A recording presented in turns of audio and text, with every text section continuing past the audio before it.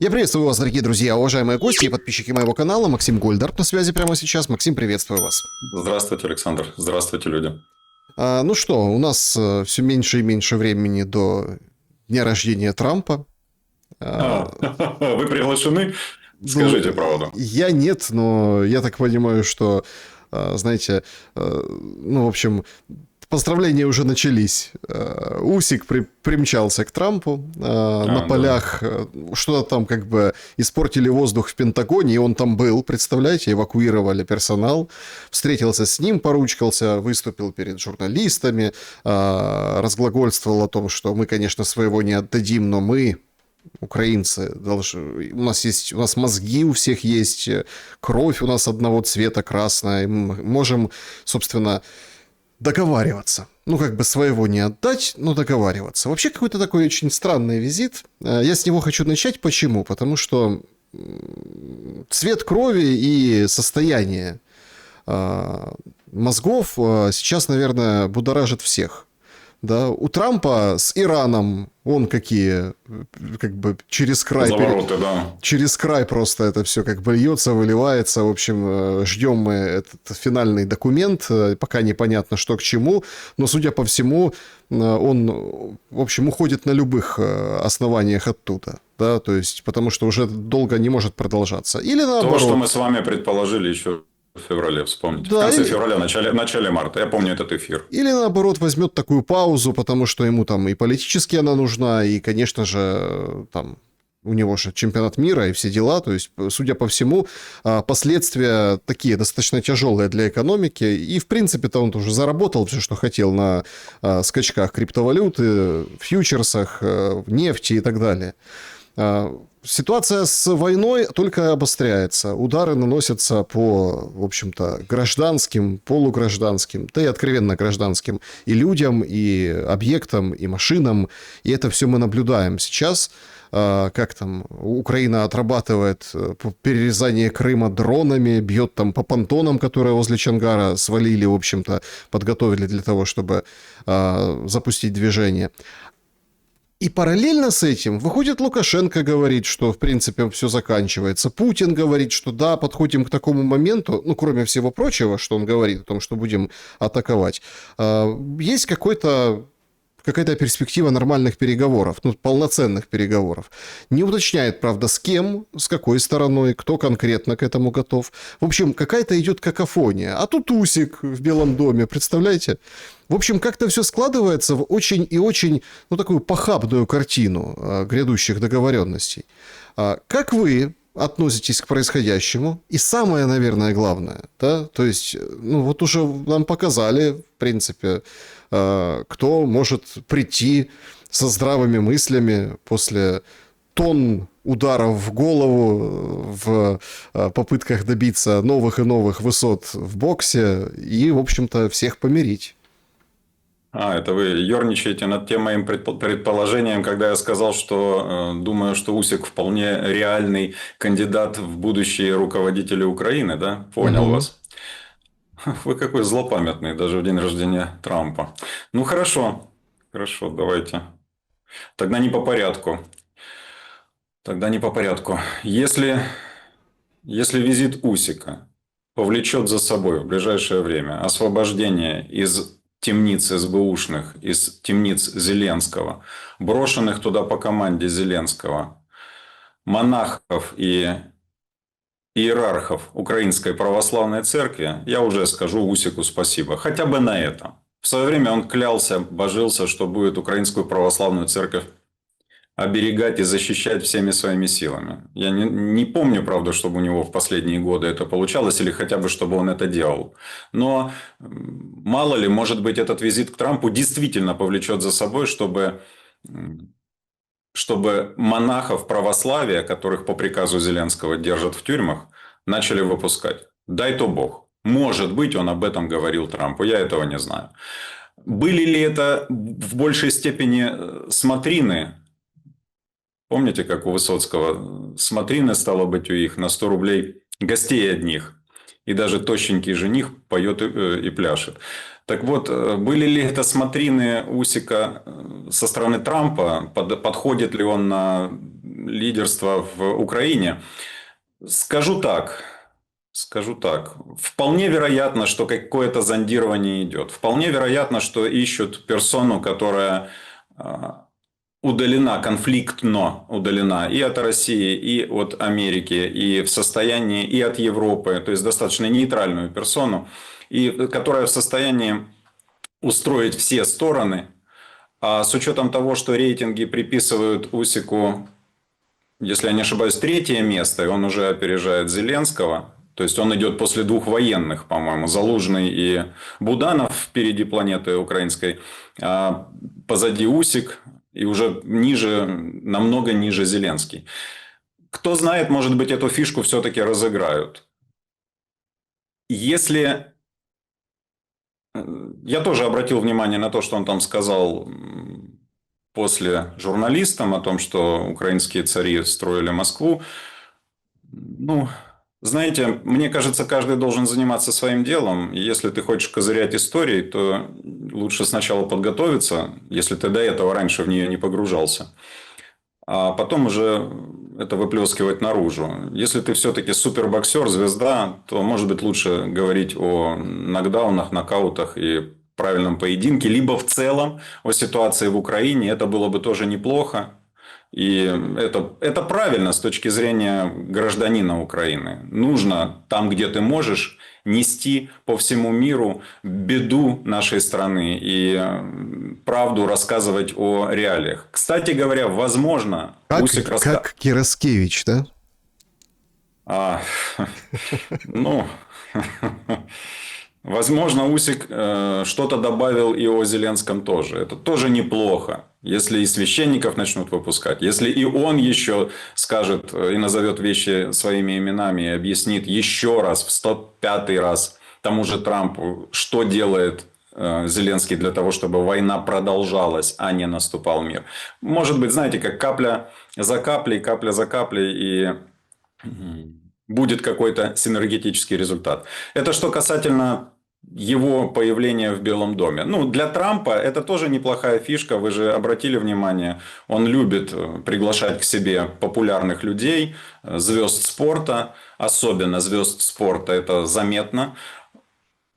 У них скоро выборная проблема. Проблема это назвал Джей Ди Венс, вице-президент США. Он сказал, что они готовятся к очень тяжелым выборам. Поэтому для них сегодня в корзинку выборов все плюсики хороши. Бокс в Америке уважаем. Усик 100% мировая звезда бокса, а не только украинская. Этот визит точно так же может быть положен в копилку. Хотя я думаю, что все-таки это больше было похоже на какие-то смотрины. Мне так кажется. Теперь касательно 80-летия Трампа. Знаете, над ним многие смеются, потешаются, особенно в последнее время. Там показывают то руки у него в следах от инъекций, то говорят, что он где-то заснул. Я обращаю внимание на другие картинки, где он бодро спускается с трапа и поднимается на трап, где он как заведенный механизм какой-то летает по этой всей Америке, то на вертолетах, то на самолетах, проводит какие-то совещания, митинги, петинги, кричит, орет, шумит, пугает, запугивает, гоняет, увольняет, нанимает, суетит.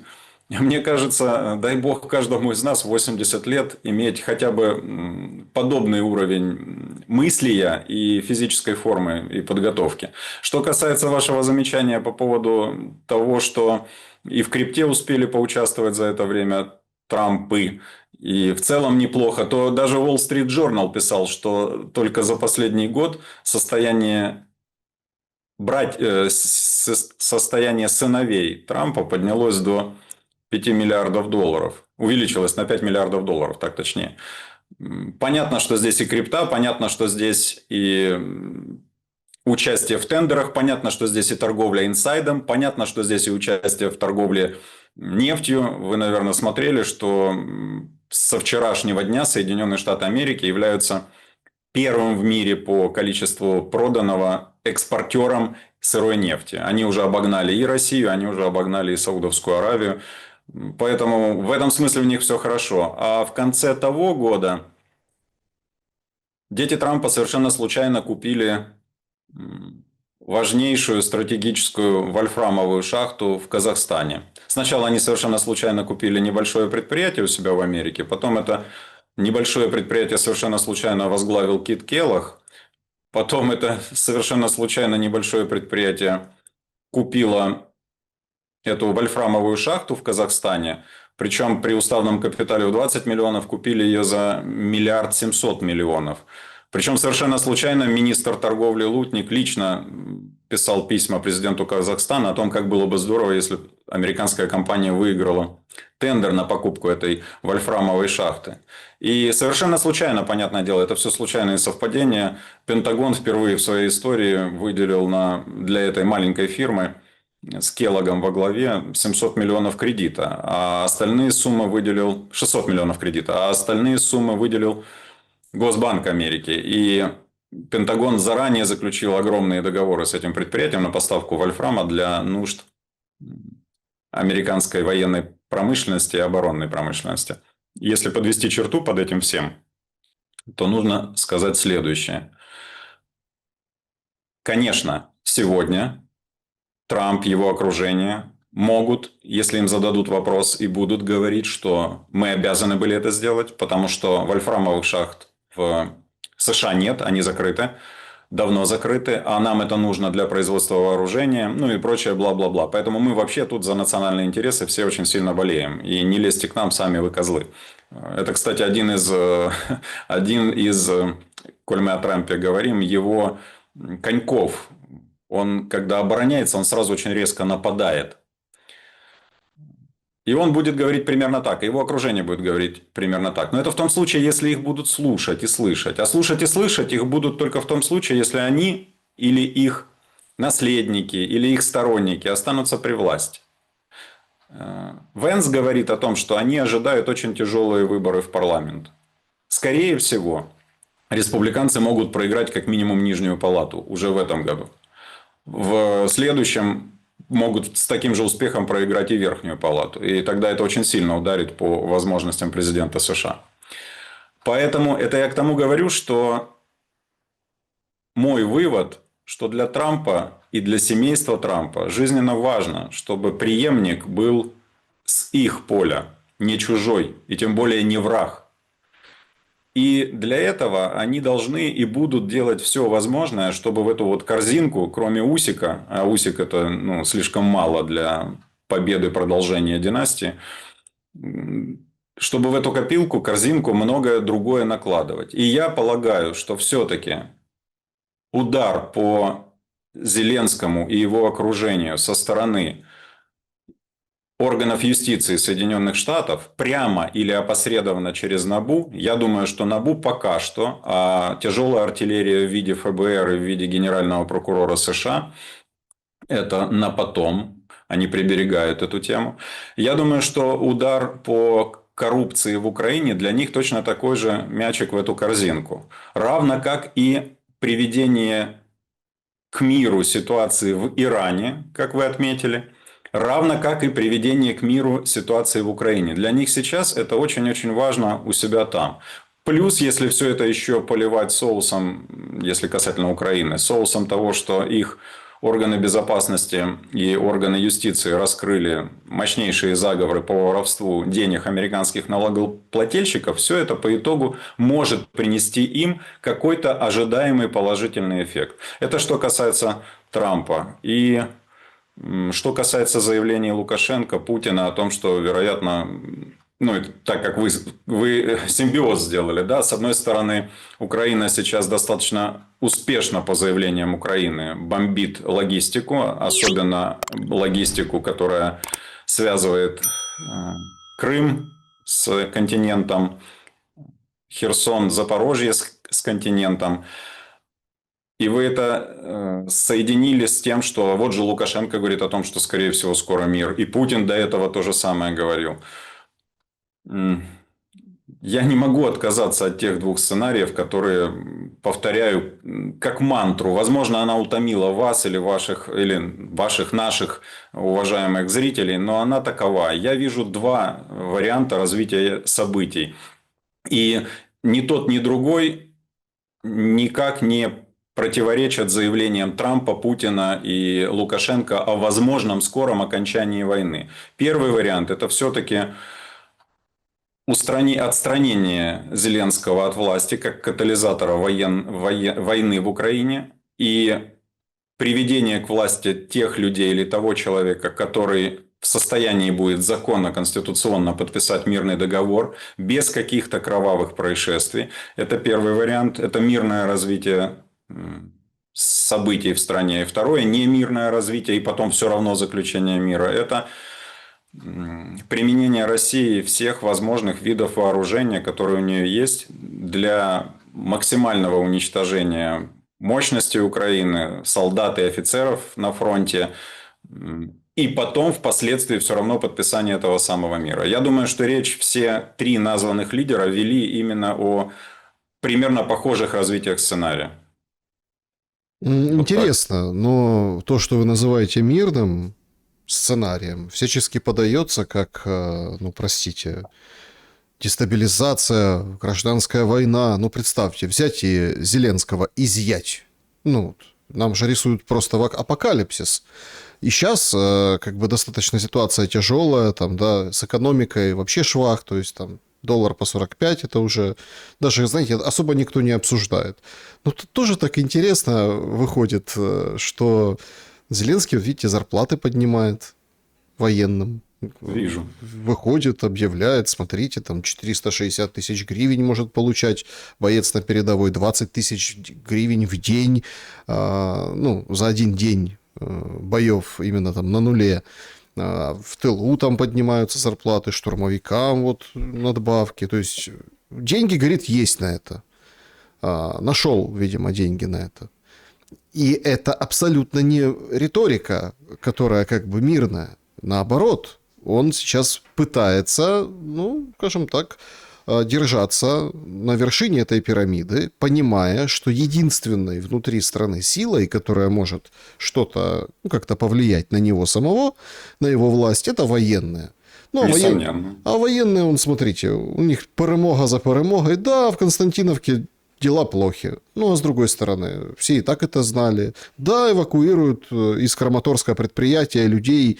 То есть, фактически мы понимаем, что Краматорска в том полноценном понимании, о котором Зеленский же говорил месяц назад, помните, как мы можем отдать Краматорск, если там наши люди, 200 тысяч человек на этом подконтрольном Киеву Донбассе, мы ничего не отдадим. То есть, тут разыгрывается или схема, что он отдаст, но с боями, ну, то есть повоюют еще условно там какие-то несколько месяцев там, до ноября, и вот так случится, что, ну, а что делать, да, проиграли, ну, ничего страшного, зато смотрите, какие мы удары дронами наносим. И опираясь на то, что он платит военным, риторика Федорова сумасшедшая просто, он говорит, значит, мы возьмем этих украинских мужичков с передовой, отведем их в тыл, ну, чтобы они меньше получали, отведем их в тыл, а ставку будем делать на иностранцев. То есть, понимаете, как бы тут очень тяжело, я понимаю, что это очень тяжело их системно анализировать, но мне кажется, что стоит за вот этими решениями последних дней некая системная работа, возможно, там аналитических центров британских, возможно, еще каких-то. То есть нам, наоборот, упаковывают войну по-новому. И, ну, не знаю, вчера не прилетел Орешник, сегодня, дай бог, чтоб не прилетел, но говорят, что полетит вот сейчас, в эти дни. То есть эскалация и применение вот этого оружия, оно постоянно эта угроза нависает над войной в Украине. Но Зеленский опирается на солдат и переформатирует вообще подходы к войне. Это вряд ли ведет к миру. Ни в первом, ни во втором случае. То есть, он дал команду окружению пиздить меньше теперь, да, и эти деньги, которые они до этого 4 года пиздили и отпиливали себе по 20%, да, также они говорили, помните, на пленках Миндича, сколько они с каждого военного подряда забирают себе, и что 50% в общак, да, Шефир там рулил. То есть они решили, что ради сохранения власти и будущих доходов можно чуть меньше воровать, тем более своровано уже очень много, и много нужно отдавать на фронт. Ну, тут какая штука? Фрагментарно начну. Россия не может себе позволить месяцами ждать разыгрываемый план. План, в смысле, мы еще повоюем, а вы еще там, а мы еще тут. Россия сама говорит о том, что в случае продолжения успешных ударов или точных ударов по логистике, которая ведет, допустим, в Крым и в смежные регионы, там может начаться гуманитарная катастрофа. И цель, кстати, подобных ударов подтвердил офис президента офис Зеленского, так точнее. Офис Зеленского. Они допустили, что да, конечно, и еды не будет, и питья не будет. И это всем понятно. Вода с Украины отрезана, которая шла туда. Вода на подвозе, не подвозится. Еда не подвозится. Топлива нет. Сегодня лето на дворе, жара. В случае, если будет сделано так, что транспортные артерии в Крым будут перерезаны или будут работать на минималке, я думаю, что это чрезвычайно серьезная ситуация для российской власти, и она отдает себе в этом отчет. Это я к тому говорю, что я не верю в то, что есть договорняк о том, что мы еще... Вы там потерпите по-своему, эти потерпят по-своему, сейчас все немножко постреляют, потом все отойдут, и все будет в порядке, все будет хорошо, забирайте Краматорск. Я не верю в это. Я не верю в то, что Россия, повторюсь, многократно повторюсь, я не верю в то, что Россия в состоянии и хочет еще долго продолжать все то, что она продолжала 4,5 года. Не может уже, не может себе этого позволить. Воют элиты российские, не понимает это российское общество. Они сейчас говорят у себя внутри, в стране, о том, что удары по транспортным артериям наносятся для... И говорит, кстати, об этом Путин. Вчера или позавчера он это сказал. Это наносятся, эти удары, для того, чтобы вызвать недоверие у российского общества к власти и так далее, разобщить и так далее. Александр, когда такое говорится, это значит, уже сделаны замеры. Это значит, что уже есть информация. Это значит, что на стол уже положили справки, меморандумы о том, что да, действительно есть у российского общества, мягко говоря, сомнения в том, как это все делалось, делается и будет делаться. Я очень сейчас стараюсь говорить избирательно мягко. Я думаю, вы понимаете, о чем идет речь. Российская власть понимает, Погодите. о чем идет тут речь. же очень важно. Он же сказал, что вчера тоже с День России был, с СВОшниками встречался, и он же говорит о том, что, понятно, ничего не получится, шатнуть изнутри. А вот эти удары мы все быстро восстанавливаем, и того ущерба, который планируется, противной для России стороной. Причем тут не сколько там Зеленский, прям там, вот коллективная, да, вот это вот, скажем так, коллективная противная сторона. Коллективная противная, да. Они, в принципе, слушайте. Не достигают. Не достигают своих результатов. А что он должен был говорить на встрече с военными, которые приехали с фронта? А их паблики российские говорят, и, кстати говоря, Севастополь говорит о том, что на 70% упало снабжение. Не достигается результат? Наверное, достигается результат.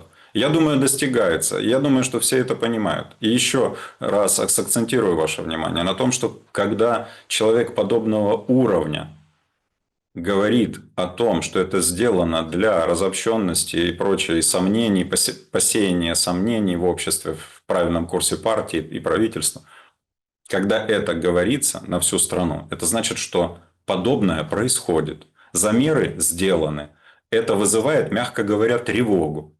Когда в Кремле молчавший последние 2 года, пожалуй, почти 2 года, Кадыров говорит о том, что нужно как можно быстрее изменить способ и характер ведения войны, это точно так же подтверждает мои выводы о том, что российское руководство приняло решение об этих изменениях. А изменить российское руководство, военное, характер и способ ведения войны может, в принципе, только одним основным вариантом – применением того вооружения, которое не применялось. Поэтому, когда вы сейчас сказали о том, что в Украине пишут и постоянно последние дни предупреждают, смотрите, смотрите, сейчас может быть орешник полетит. Мой вывод недельной давности. Россия прицеливается. И прицеливается еще с того времени. Я не берусь толковать и трактовать, как они умеют прицеливаться, куда они умеют прицеливаться, чем они умеют прицеливаться. Мы давно с вами паритетно решили, что мы не натягиваем на себя, в отличие от других, чужие майки и формы. И я не военный техник и не военный стратег. Но 100% с точки зрения политики все подошло именно к этому. Поэтому они действительно, российское военное руководство, прицеливается. И я уверен, что будут применены все возможные вооружения для того, чтобы в том числе прекратить возможность обстрела транспортных артерий в Крым и в части Херсонской и Запорожской областей. Будет так. Оно к этому идет. И регулярное отсутствие Зеленского в Украине по различным поводам. Давайте я туда съезжу, давайте я сюда съезжу. Ну, давайте я хоть в Румынию смотаюсь. Ну, давайте я вот в Польше давно не был. В Венгрии. А давайте лучше у вас в Венгрии встретимся. Мадьяр говорит, не, давайте у вас на Закарпатье. Не, давайте у вас. Ну, в общем, все это точно так же косвенно свидетельствует о том, что герой Зеленский не особо хочет пребывать в ближайшее время в Украине. Вот так. Касательно заявления Путина, ну, наверное, действительно, что он должен был говорить на Дне России, причем в окружении военных, прошедших войну, он сказал то, что должен был сказать, что нужно говорить. Как это? На близ-оближ положение обязывает. При этом он отдает, я уверен, себе отчет в том, что сегодня в глазах мирового сообщества, как бы это помягче сказать, он не выглядит так, как выглядел когда-то или как хотел бы выглядеть. В силу разных обстоятельств, объективных, субъективных, как угодно это можно трактовать. И реноме не то чтобы подшатнулось, но, в общем, его нужно укреплять. Ну, смотрите, ну это же такая традиционная риторика. Лирика, вы имеете в виду? Да, ну, давайте будем говорить, что, а может, он вообще в холодильнике, да? Тут же как, очень интересно все как бы закручивается. Ну, Путин в холодильнике, понимаете, Путин еще что-то, то есть, а тут Зеленский какой-то изменился, был один, уши у него какие-то не такие, то есть, тут же, понимаете, тут мы на пороге... За уши я не слышал еще. Ну, уши там, фотографии его в 2019 году и сейчас, какие-то уши разные, понимаете? И все завяли? Так, не, ну, форма. Расцвели. Форма, понимаете? Ну, как бы, может, лапши много на них, понимаете, британской. Но тут дело не в этом. Мы же подходим сейчас вот к моменту, ну, какому-то X, да? Вот можно сколь угодно говорить о том, там, о реноме, можно сколь угодно говорить о проблемах, но, опять-таки, тут два пути. Или проблемы действительно, скажем так, толкают, чтобы заканчивать, или, наоборот, сплочают, и всем миром, как говорится, будут продолжать наваливаться. Опять-таки, мы, когда вот ждем, да, там, орешник, или ждем там что-то, что что-то вот изменится, опять-таки, это же все просчитано как раз-таки теми, которые ведут вот эту сценарную линию войны. Что, ага, так или иначе, вот Путин жахнет, например, да. И что тогда? Мы не знаем. Может, там в Кремле не все знают и понимают. Но британцы уже все посчитали. И жутчайшая просто, ну, такая сдавливающая атмосфера, ну, например, там в той же Британии, внутренняя политика. Этот Стармер, который говорит, я уйду, нет, не уйду, никогда не уйду, я за родину и так далее. Уйдет, скоро уйдет. Ну, говорит, не уйду. Говорит, я не могу, говорит, бросить все это, понимаете? То есть, все это не могу бросить. Ну, так понимаете. Ну, а Хилли, его министр, ушел, говорит, денег нет, не дает казначейство денег, понимаете? И вот он ушел. И Стармеру уже как бы плохо, хуже, да, этот Зеленский, который, скажем так, ведь основная подпитка, да, это все равно как бы британская, европейская у Зеленского. И вот и в плане реноме, о котором мы заговорили, и в плане вот этого международного признания, и вот введения войны, и его легитимности как таковой. Просто, понимаете, непонятно, кто с кем что может подписывать. Подписывать должны, по идее, после какого-то нечто, которое должно произойти на фронте. Но на фронте теряется Константиновка, да, этот Донбасс, идет продвижение, там, Сумская область, война идет там, где ее нет, там, Харьковская область. И мы видим, что эти новые очаги как бы только разгораются везде, и это как бы отводит вот эти удары по логистике, по Чонгару немножко на второй план. Ведь мы же, украинцы, не поняли, что с нами произошло. Нам сказали, что ваша жизнь, ваше там образование, свободы, вот это перемещение, ваши там экономические обязательства перед вами, как гражданином, да, от государства, ваше там правосудие, там вот эти все моменты, правоохранители вот эти, которые как бы должны вас защищать и помогать, это все потом. Главное – война. Ну так Россия тоже может так сказать, значит так, все потом, вот сейчас давайте воевать. И что тогда, понимаете? Ведь четко же нам говорят на экранах телевизоров всякие там военные и политики, и кулебы, и другие люди. Говорят, нет никакого перелома, ничего не будет.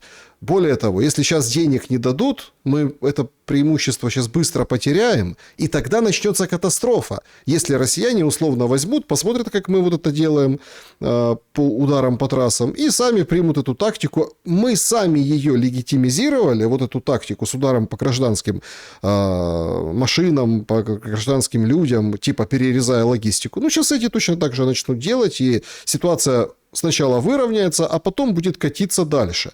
И это все понимают. Но ради денег к этому моменту подводят. Так что раньше случится? Вот этот перелом, переход качественный? Или действительно жахнет Путин, что-то произойдет каким-то, не знаю, там, ядерным орешником, полуядерным, безъядерным орешником, болванками, что-то вот совершит и потом будет подписывать. Вы читали, наверное, как в телеграм-каналах украинских сейчас орешник называют? Гаражник. Гаражник. Ну, гаражник, да. Жена показала, говорит, смотри, вот у людей, конечно, чувство юмора есть. Не отнять его, это в хорошем или в плохом смысле, но оно все равно есть. Юмор, кстати, всегда спасает в самых тяжелых ситуациях.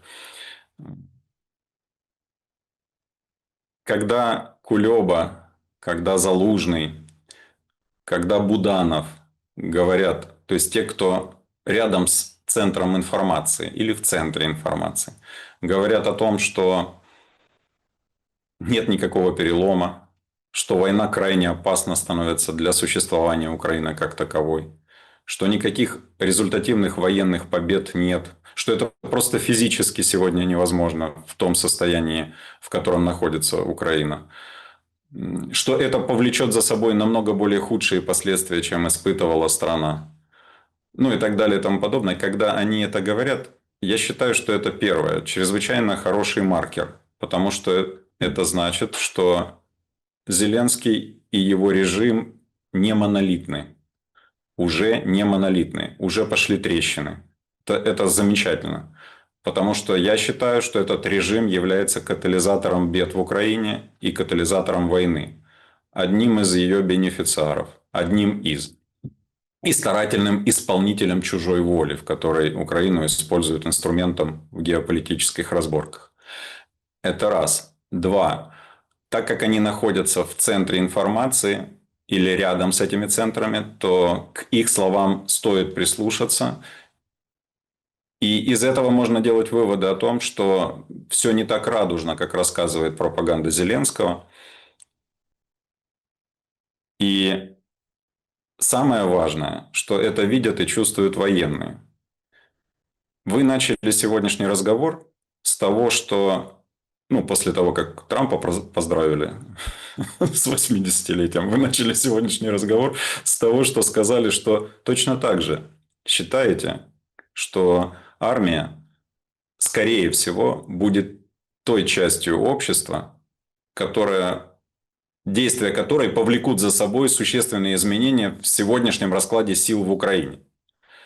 Я до этого говорил о том, что моя точка зрения, что именно армия будет катализатором смены власти в Украине.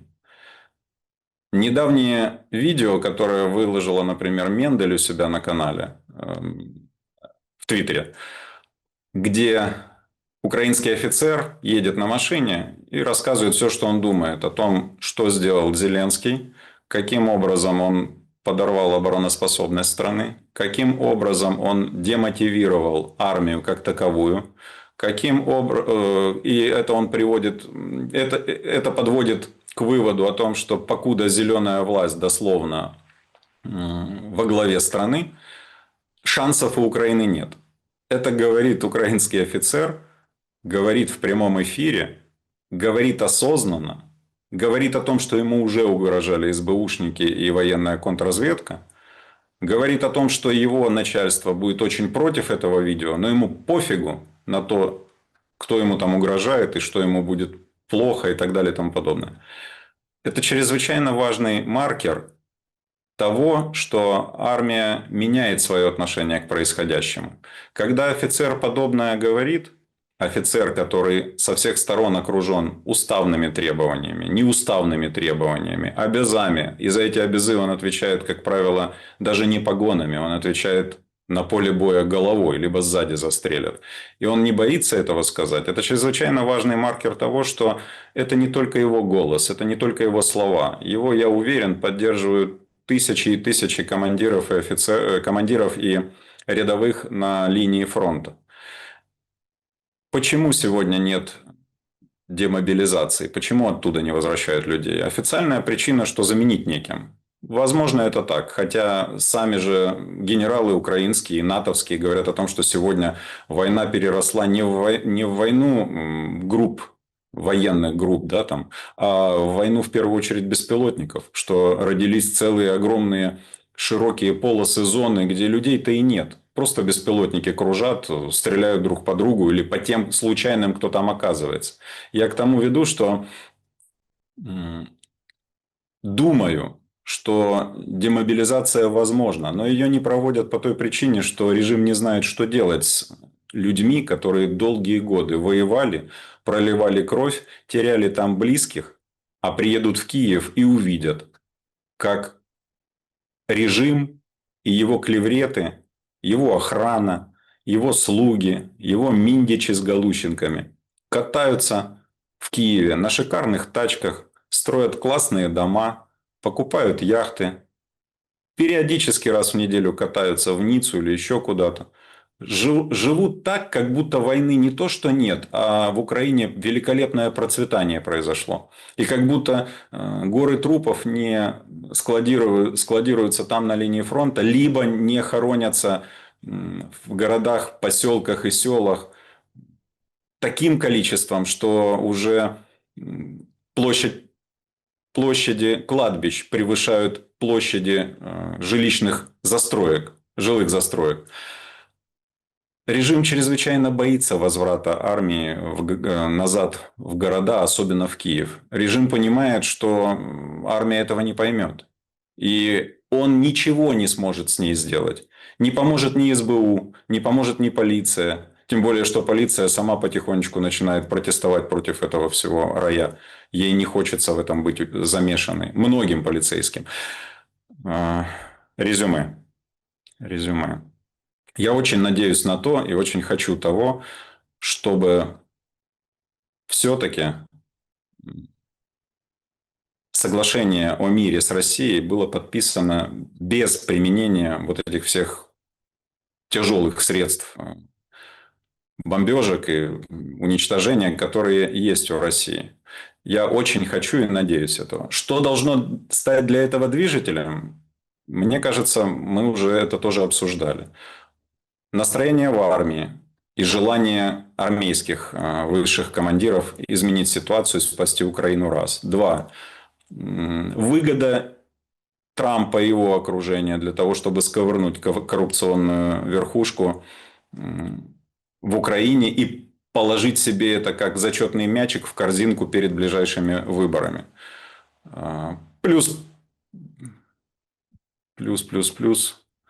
Я думаю, общая геополитическая ситуация в таком случае изменится, и те европейские бонзы и англичане, о которых вы говорите, которые сегодня стараются поддерживать Зеленского в его инициативах военных, будут заняты своими собственными проблемами гораздо глубже и отойдут гораздо дальше от него. Это и вопросы геополитической ситуации, и экономической ситуации в Европе в первую очередь. Я думаю, что все вместе в целом может дать синергетический результат, который повлечет за собой уход Зеленского, самостоятельно или не самостоятельно, это уже вопросы технологий, и все-таки подписание мирного договора, который позволит спасти Украину и позволит ей начать восстанавливаться и развиваться. Второй вариант, вы вопрос поставили таким образом, так что же все-таки произойдет первым?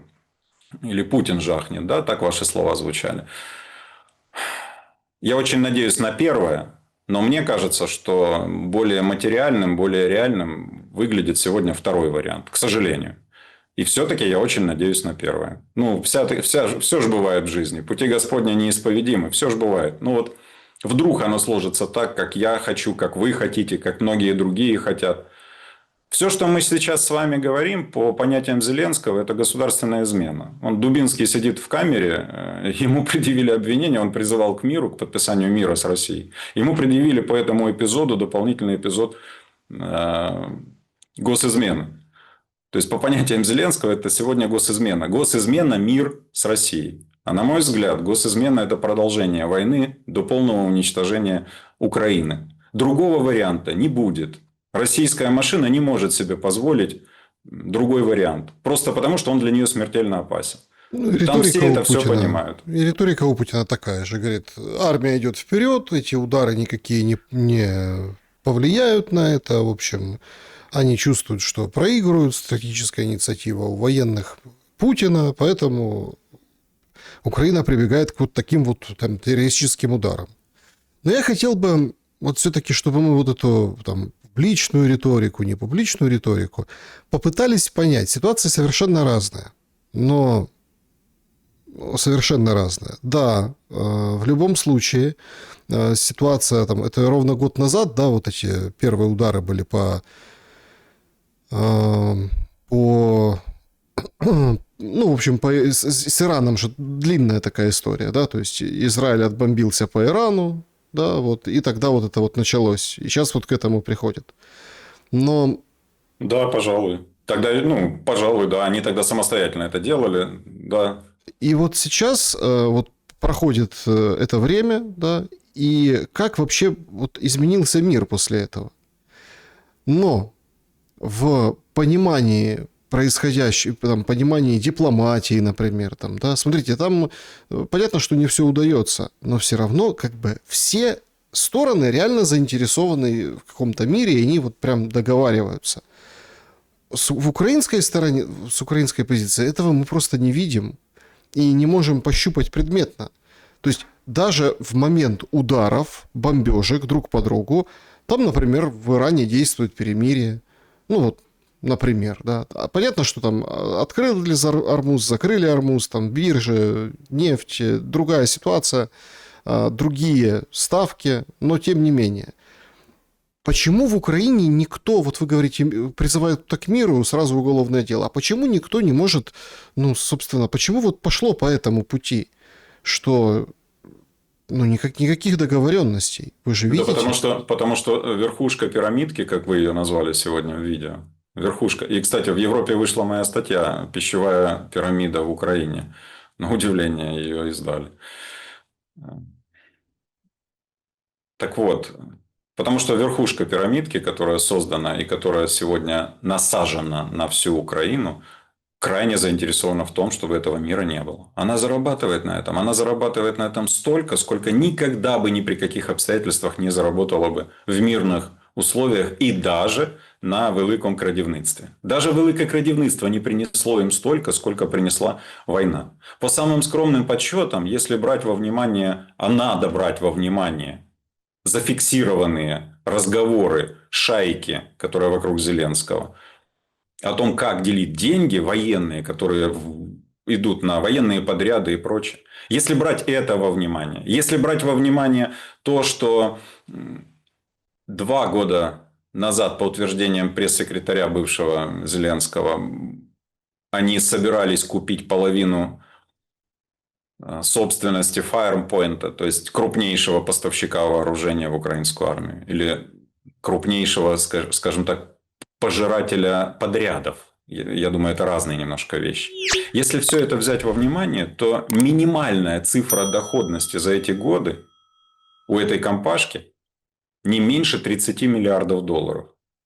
30 миллиардов долларов – это, ну, это необозримая сумма. Это сумма настоящего валового продукта Украины. Настоящего, не надутого, не раздутого с помощью цифр налогов, с помощью кредитов, которые тоже Украина все время последнее включала в результат валового продукта.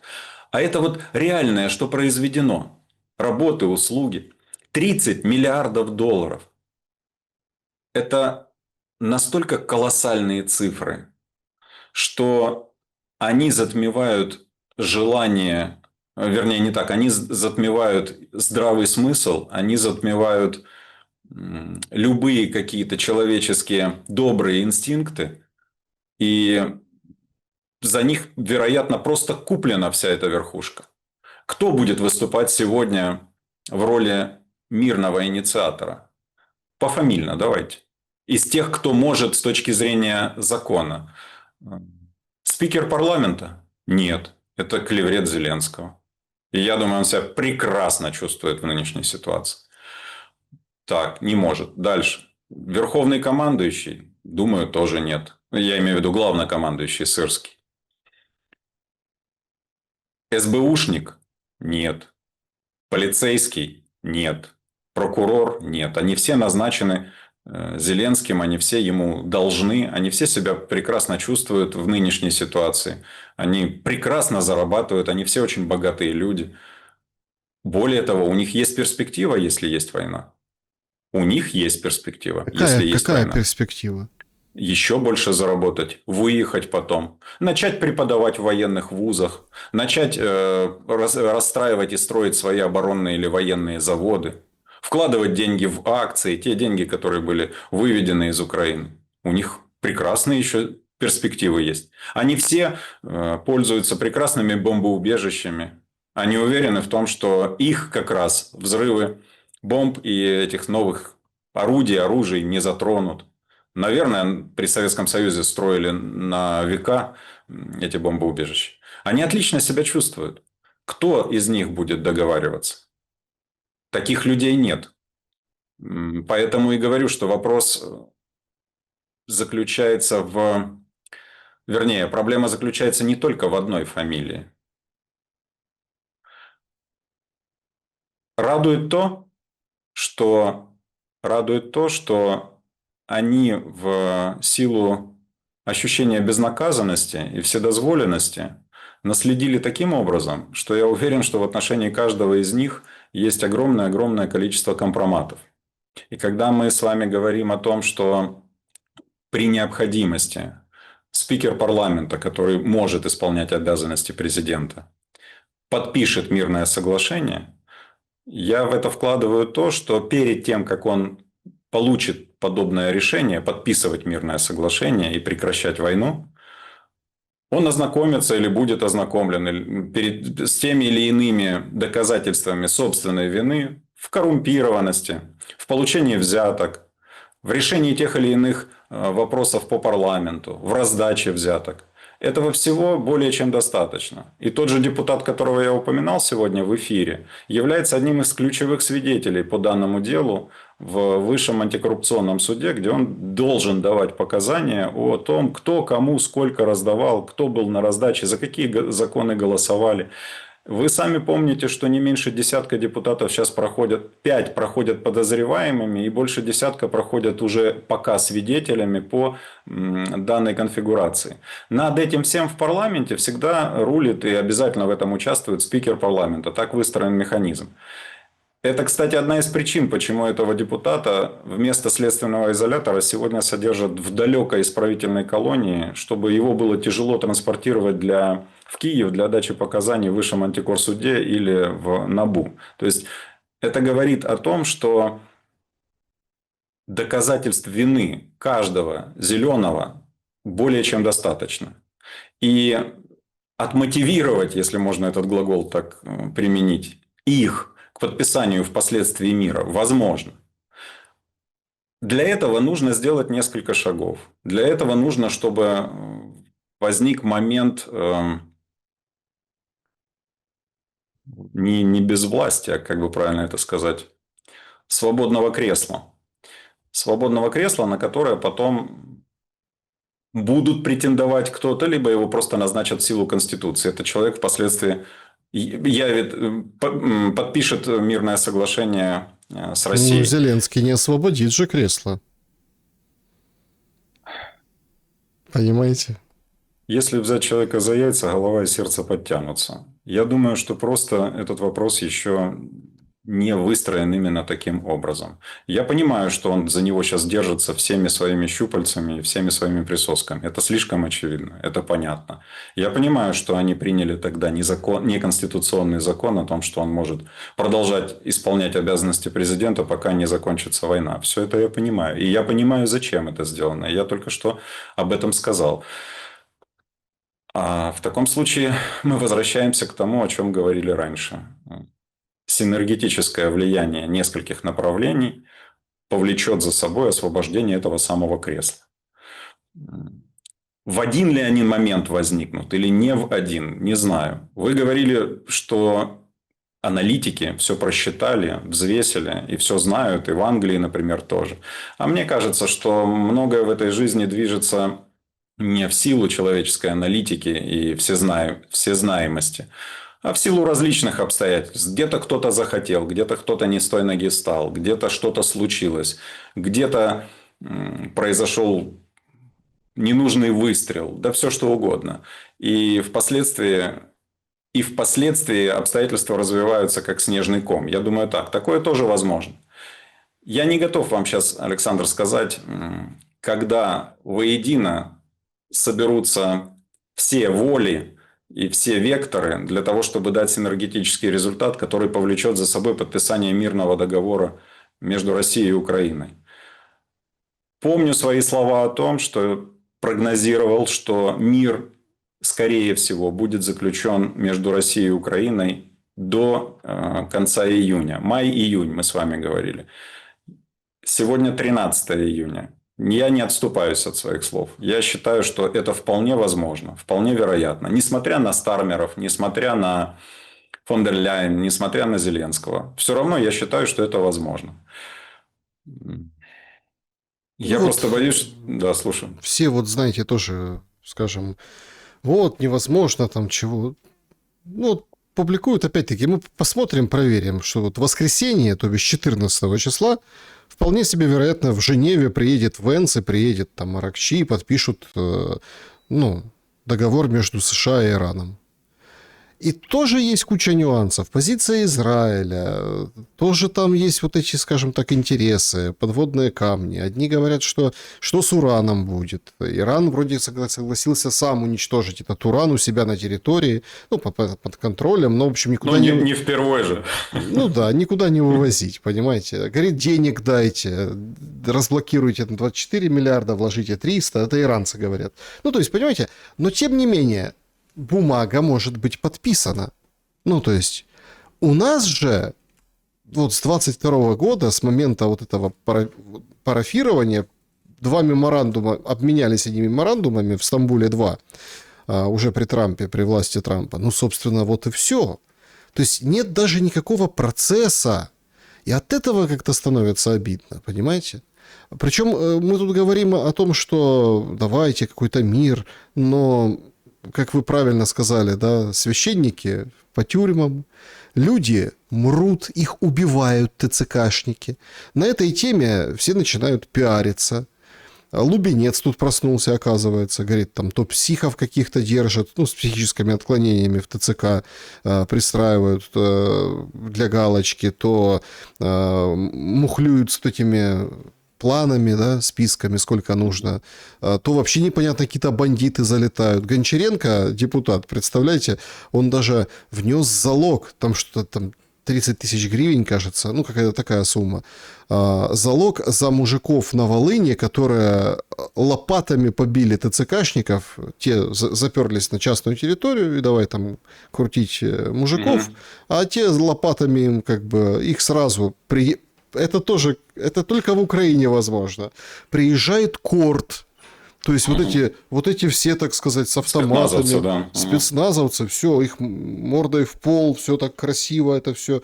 А потом их в суд, их осудили, Гончаренко вносит залог за них, за то, что они вот это... То есть, понимаете, у нас какой-то абсолютный театр абсурда вот это вот происходит, и кажется, что этому идиотизму нет никакого конца. И никто не думает о главном, да, как это все закончить. Все политические или любая другая риторика только о том, а как лучше воевать? А как лучше воевать?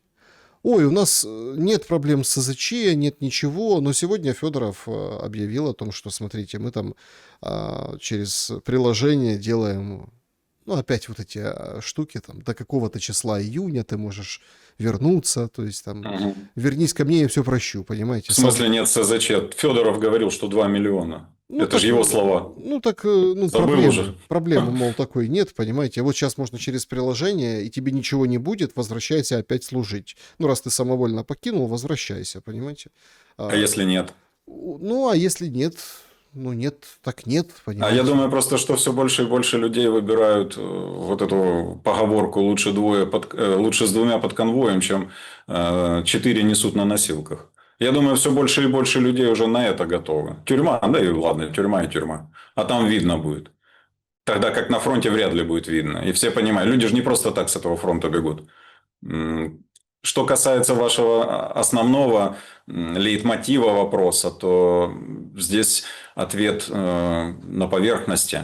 Если люди хотят заключить мирный договор, они его заключают. Если они не хотят, то риторика вот та, которую вы подметили. А как же лучше нам поубивать? А как же лучше нам вывести из Европы всех мужиков и отправить их туда же на фронт? А как же лучше нам, вот как вы говорите, амнистировать тех, кто ушел из военной части и вернуть их назад? Как же лучше? Как же лучше воевать? Как же лучше убивать сколько там этот Федор? По 50 тысяч, да? В день или в месяц? В месяц. Как же лучше убивать столько? Это, конечно же, риторика не о мире. Это риторика о войне. И это риторика о войне с государством, у которого есть ядерное оружие. Ваш пример по Ирану Америки в этом смысле прекрасен. В чем именно? В том, что та же ситуация. Есть страна с ядерным оружием, есть страна без ядерного оружия. В стране без ядерного оружия убили всю верхушку. Просто взяли и убили. Были люди, их не стало. Так решили. Хорошо, убили. Страна оправилась как-то от этого. Выстроенная система передачи власти, преемственности сработала. Выстроенная система внутренней обороны, судя по всему, работает, раз американцы боятся проводить там наземную операцию. Но при всем при этом эта страна и ее новые руководители отдают себе отчет в том, что ядерное государство не будет проводить по итогу наземную операцию в ней, а просто убьет ее ядерными бомбами. И ничего этому ядерному государству по большому счету не будет.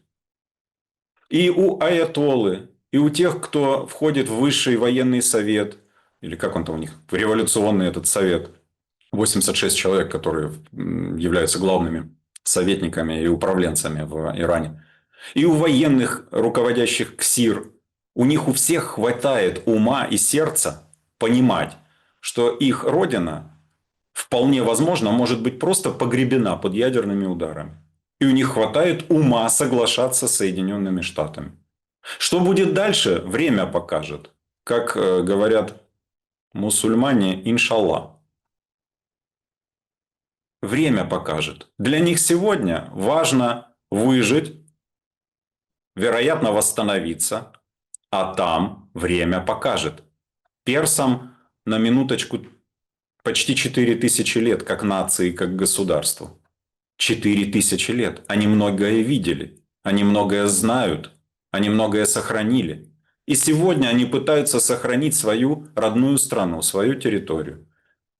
И они это делают, понимая, чем это может закончиться. Я уверен, что Трамп в разговорах и в переговорах с ними не просто так бряцал ядерным оружием. Не просто так. Он просто...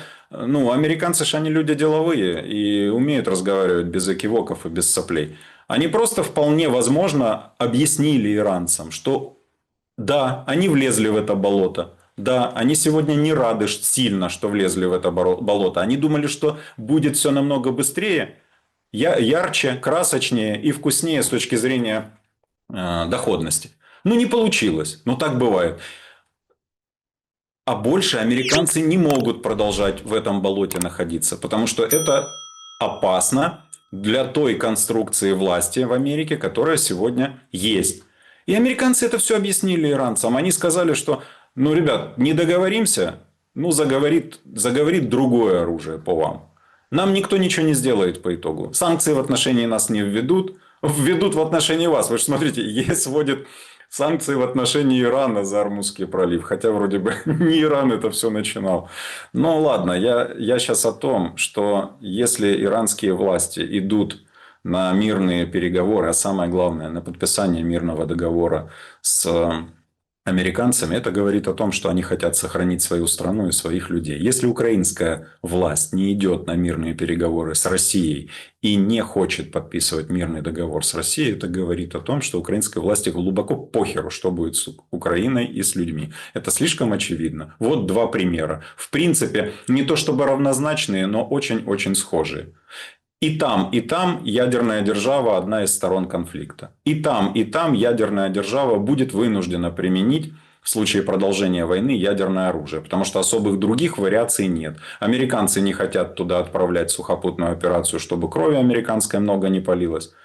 Россия просто не может больше этого делать. Вот и все. Но итог будет одинаковым, вернее, может быть одинаковым.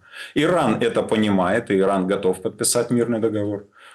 Украинская власть, чуть не сказал Украина, украинская власть нынешняя не делает этого. Хотя отлично понимает, чем это может закончиться.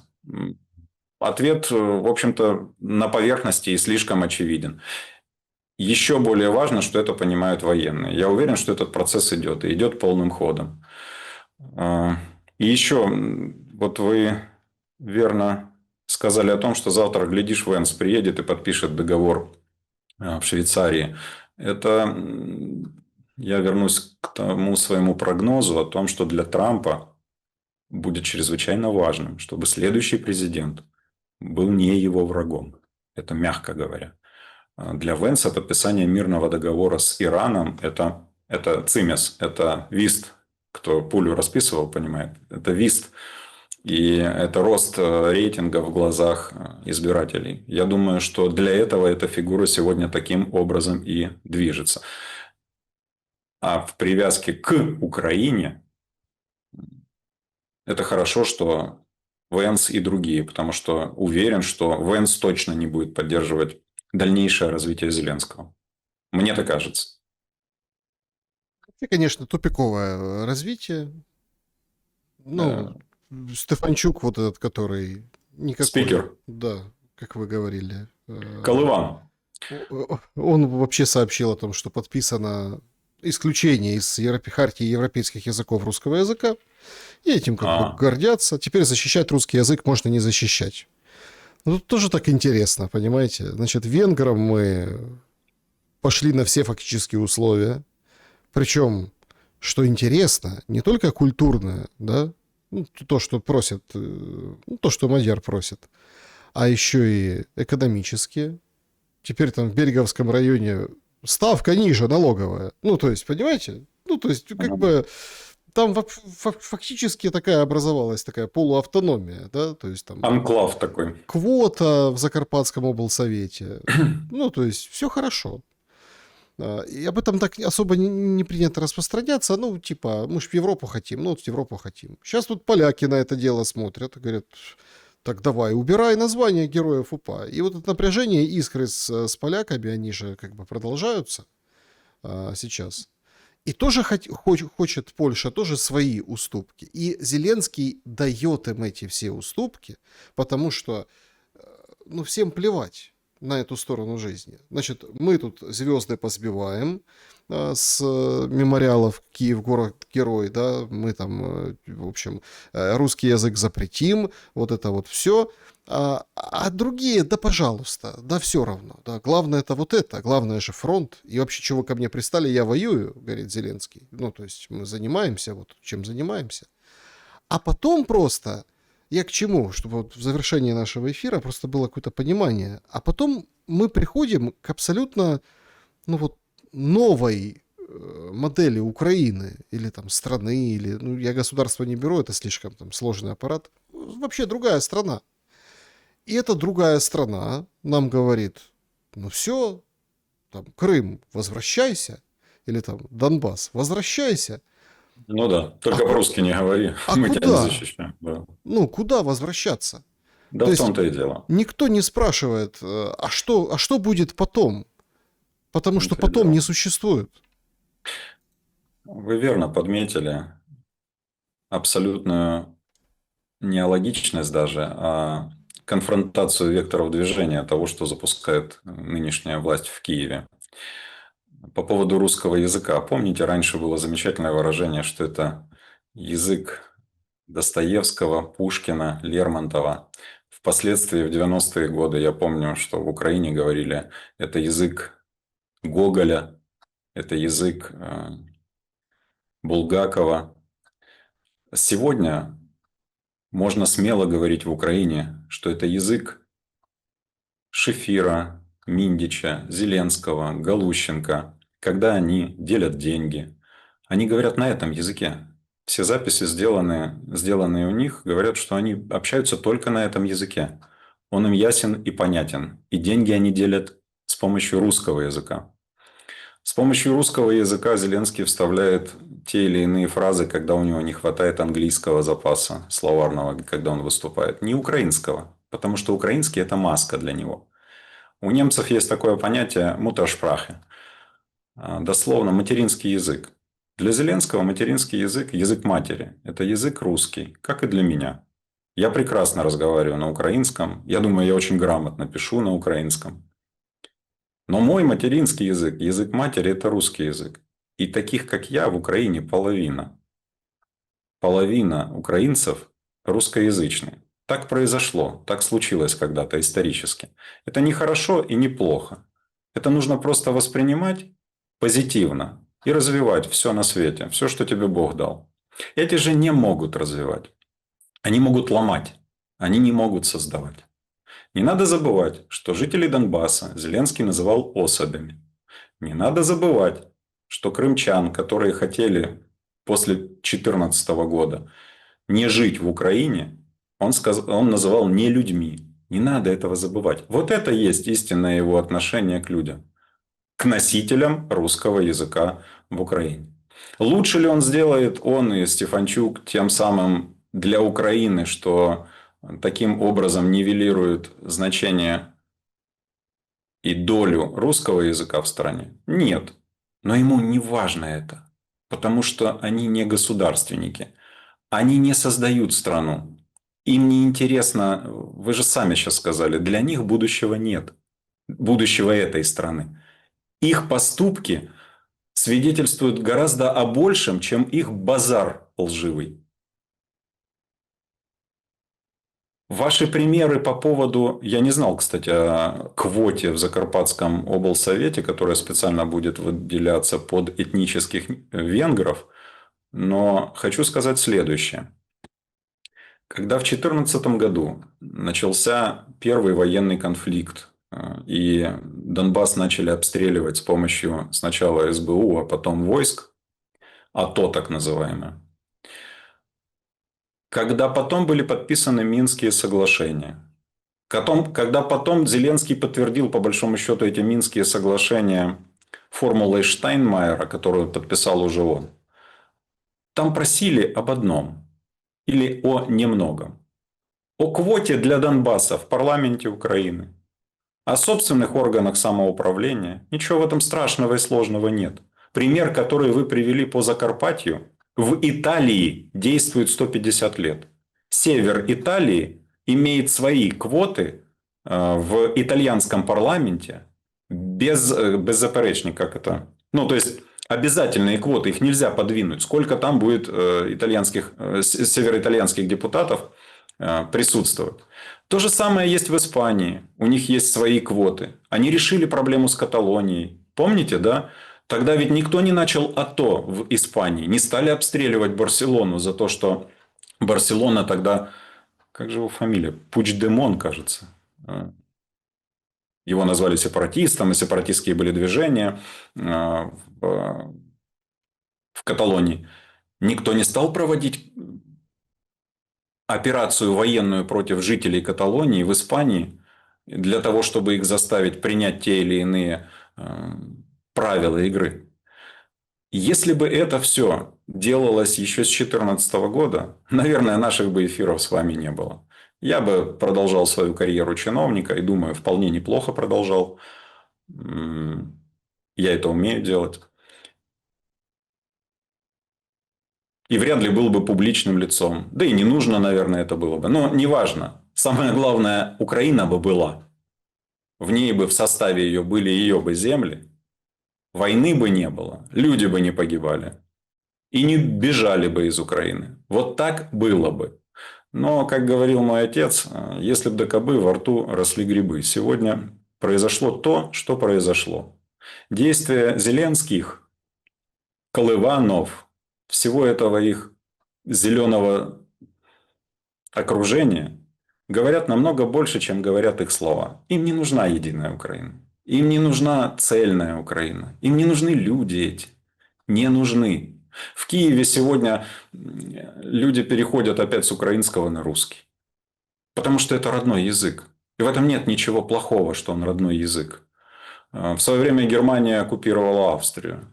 В Австрии никто не отказался от немецкого языка. Они разговаривают на немецком языке. Это тоже их родной язык. Правда, с австрийским немножко акцентом, он немного мягче. Я к тому веду, что все это сделано только для того, чтобы раздеребанить страну, чтобы растравить людей, чтобы не было единства. А ведь когда нет единства, те, кто захватил власть, намного лучше себя чувствуют. Как это называется по-римски? Разделяй и властвуй. Вот они этим сейчас и занимаются. Ну и еще мне думается, что вот эта заявка по русскому языку в Украине, это такой еще и дешевенький пиар-ход.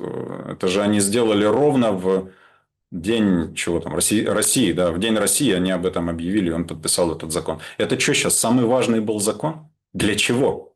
Для единства страны? Ну, это как закон Для тех... про антисемитизм, который лежал, Так... лежал, а потом раз подписали. Сейчас тоже так вот пусть, это. Пусть скажет военным, Колыван этот, пусть скажет военным, которые на фронте, офицерам и солдатам, генералам, которые разговаривают на русском языке, у которых русский язык – это язык родной, материнский язык. Пусть скажут, что, ну, так как вы сейчас уже не того сорта, и мы не защищаем то, как вы говорите, и вообще вы неправильно говорите, на русском не надо говорить, валите отсюда, уезжайте с фронта. Уезжайте, ваши услуги больше не нужны, вы свое сделали. Вот, границы открыты, уезжайте. Мужики в Украине, которые на русском говорят, вы тоже нам не подходите, вы второсортные, не на том языке говорите, уезжайте из Украины. Давайте. Они же этого не делают. Они же этого не делают. Им нужно пушечное мясо. Все, что ими делается, ложь. Причем такая ложь, знаете, концентрированная. Концентрат лжи, который они потом размазывают по всей стране, по всем ушам, по всем телевизорам, по всем телешоу, по всем своим выступлениям, по всем своим брехливым слезкам с цветами у могил тех или иных погибших, по всем своим завываниям гимна. Концентрированная ложь и разрушительность. Они ничего не могут созидать. Они только могут разрушать. Они ничего за это время не создали. Они были при власти вот с 2014 года.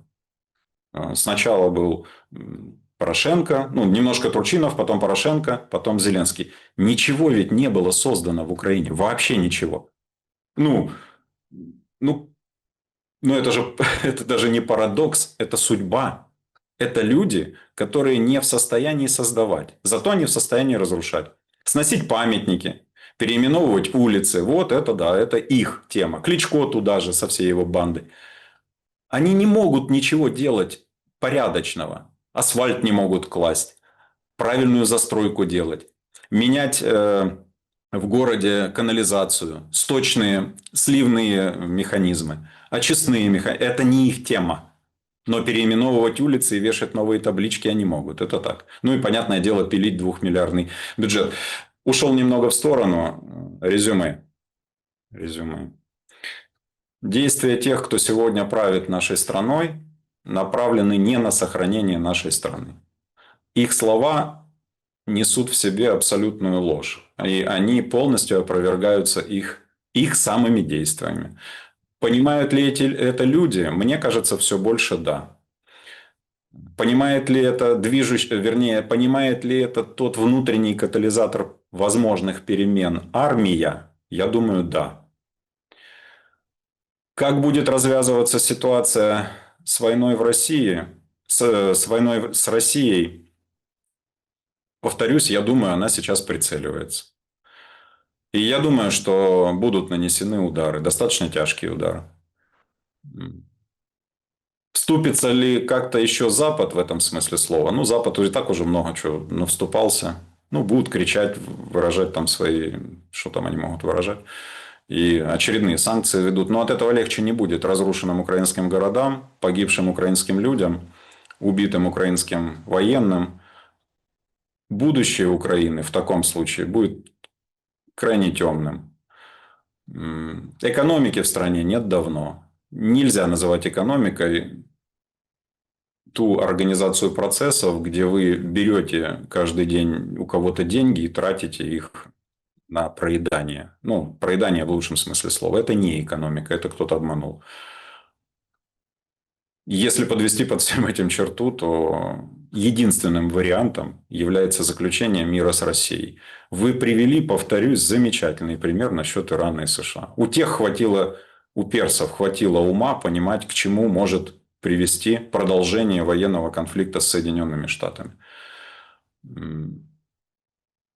Мир в Украине – это шанс на то, чтобы слово «Украина» осталось. Чтобы потом не придумывали заново какие-то истории, как любят их придумывать, а чтобы хотя бы развивали историю современную. Перекраивали, развивали, прикладывали, ну и так далее и тому подобное. Вот так. Максим Гольдар был моим собеседником сегодня. Спасибо большое за время и мысли. Вам спасибо. Друзья, Спасибо. пишите в комментариях, с чем согласны, с чем нет. Действительно ли близится мир после тяжелых ударов или без ударов? Может, и Иран, конечно, с США ничего не подпишут, и дело ясное, но там умеют хотя бы считать, и вы заметьте, вопрос денег там как-то не стоит, не обсуждается. А здесь же на первом месте эти деньги. Как говорится, деньги – это зло. Иногда вот смотришь на все происходящее, и зла не хватает. Добра и света. В этом смысле. Добра и света.